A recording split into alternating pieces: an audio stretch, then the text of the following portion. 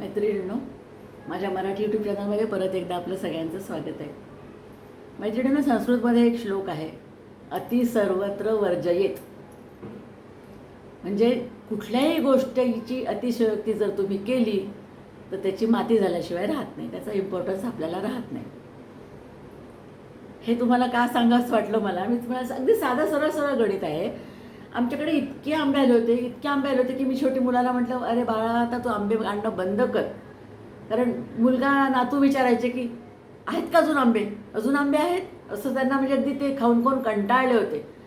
आणि गुजरातचा केसर म्हणजे तर अगदी विचारूच नका तुम्ही, सोनच. एकही आंबा खराब नाही गेला असं वाटायचं. आणि गोड इतका की तुम्ही त्याच्या गोडेपणाचा कंटाळा आला आम्हाला, की इतका गोड नको आंबा, थोडा तरी आंबट हवा. हे आंब्यावरून मी तुमच्याशी आयुष्यातल्या दुसऱ्या सूत्रांवर जाणार आहे.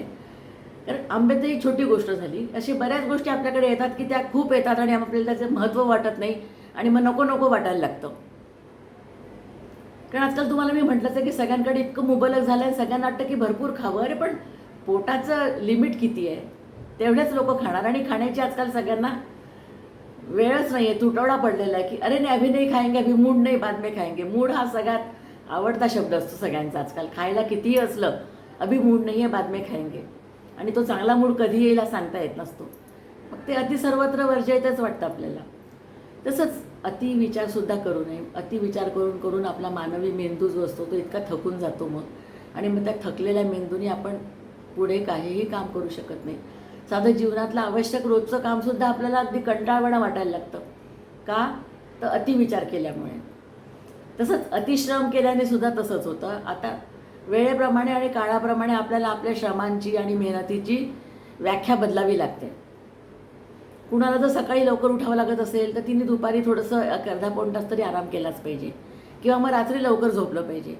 पण सगळ्या कुटुंबांच्या काळजीमध्ये जर ती रात्री लवकर झोपू शकत नसेल आणि रात्री उशिरा झोपून सकाळी लवकर उठून करत असेल तर तिला 9-10ला झोपायलाच पाहिजे थोडंसं. म्हणजेच काय, दिवसभर काम करणं सुद्धा वर्जयेत. तसेच मशीनमध्ये तुम्ही भरपूर जर कपडे टाकून दिले, वॉशिंग मशीनमध्ये भरपूर कपडे टाकले, ती मशीन चालेल का? ती स्टॉप करते स्वतःला, ॲटोमॅटिक असते, ती सांगते नाही ओव्हरलोड झाला आहे, तुम्ही काढा यातले कपडे. म्हणजे तिथे पण आलंच अति सर्वत्र वर्जयेत.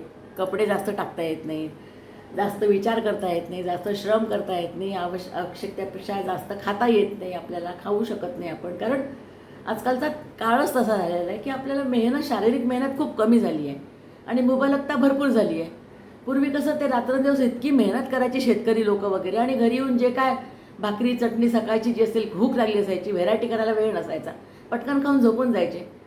तर त्यांना इंडायजेशन किंवा गॅस किंवा ॲसिडिटी हे प्रकारच माहिती नव्हते. हे सगळे प्रकार केव्हा आले बघा.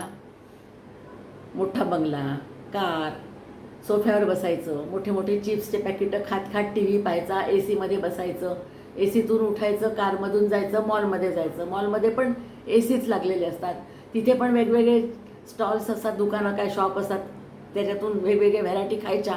ये तो बहुत अच्छा है, यहाँ का ये अच्छा मिलता है, वहाँ का ये अच्छा मिलता है, थोड़ा थोड़ा ट्राय करेंगे. थोड़ा थोड़ा ट्राय करते करते वो बहुत हो जाता है. मग पोट आपलं नाही म्हणायला लागतं. नाही म्हणजे काय, मग ते पोट टरबुजासारखं पण व्हायला सुरुवात होते. टरबुजासारखं पोट झालं की मग डॉक्टर सांगतात की तुमचं फॅटी लिव्हर झालेलं आहे, तुम्हाला कंट्रोल केलं पाहिजे. म्हणजे आलंच ना अति सर्वत्र वर्जयेत. आणि जिममध्ये वगैरे जर जात असली तरुण मंडळी, तर जिममध्ये किती एक्सरसाइज करायचा आहे स्वतःच्या कपॅसिटीप्रमाणे आपण लक्षात घेतलं पाहिजे. कितीतरी बातम्या आपण असं ऐकतो, जिममध्ये मुलं जातात, 17-18 वर्षाचे, 25-30 वर्षाचे मुलं जिममध्ये ॲक्टिव्हिटी करता करताच हार्ट अटॅक येऊन त्यांना हे जग सोडून जावं लागतं. त्यांच्या आईवडिलांची घरात काय हालत होत असेल की आपला मुलगा तर जिमला गेला, आता येईल, हे मागेल ते मागेल, आई अगदी आनंदाने त्याचे ज्युसेस तयार करून ठेवत असेल, किंवा त्याचा नाश्ता सॅलड बिरड काय जे प्रोटीन्सचं वगैरे करून ठेवत असेल.